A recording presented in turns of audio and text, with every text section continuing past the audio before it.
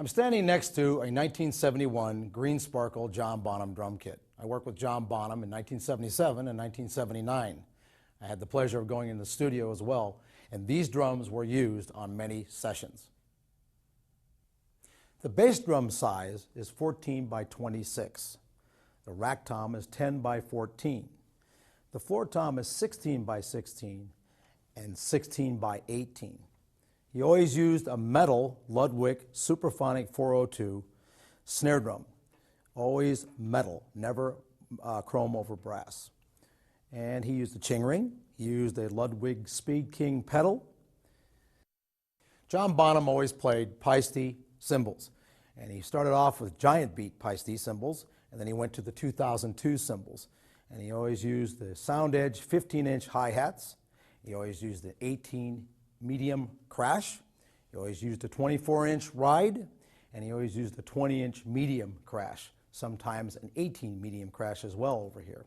He used a Ludwig cowbell made by Paiste, and a ching ring similar to the one we have here set up on the hi-hats. The gong, though this is not the size he used, was always a Paiste gong, symphonic, 38-inch. John Bonham always used Remo coated Emperor heads on all his drums, all the wood drums, and the stainless steel drum kit as well. On the bass drum, it was always an Emperor coated on the batter side and a medium weight head on the resonant side, using felt strips on the batter side and the resonant side as well to help focus the sound.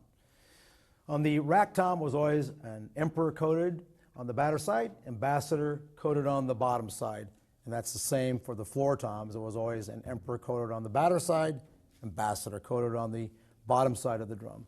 Snare drum was always an Emperor coated on the batter side, sometimes a Diplomat on the snare side, but most of the time an Ambassador. The tuning of these drums was like the tuning of a lot of large drums in the big band era and swing era, in that the bass drum, for example, the batter side and the resonant side was pitched up a lot higher than one would think. And the reason for that was you're moving a lot of air, and the impact of the beater ball on that head, you want that air to move quickly to get a round, full sound. That was the secret of his great sound, is the fact that these heads were tuned up a lot higher on the bottom than they were on the batter side. And that gave that whole total sound of the drum upon impact from a stick or a beater ball from the pedal.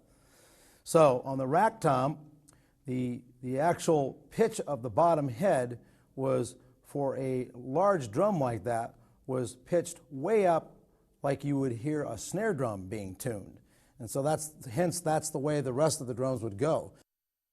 The snare drum tuning was also a real important part of John Bonham's sound. He understood the dynamics between the snare side and the batter side, in that he pitched the snare side way up, and he never choked the snares. He loosened the snares just enough so you'd get the sensitivity of the snares, but you'd also get the wholeness of the drum from top to bottom. The batter head, Emperor coated, like I said before, was always pitched way up, but never so far as to lose some of the dynamics between the batter and the snare side.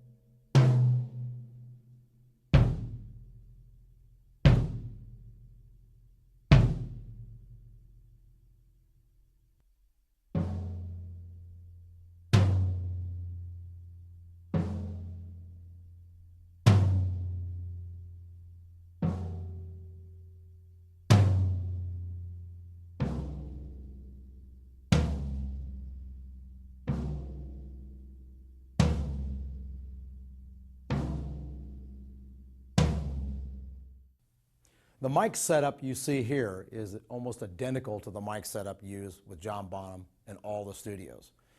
This is an RE20 on the bass drum on the resonant side. On the batter side is a Sennheiser 421. These are AKG C12s for overheads. In many situations, the Sennheiser shotgun mic was used for John Bonham's sound. Another important part of the John Bonham recording sound is the room mics. And for the room mics, they were this AKG C12As, evenly spaced apart in the room.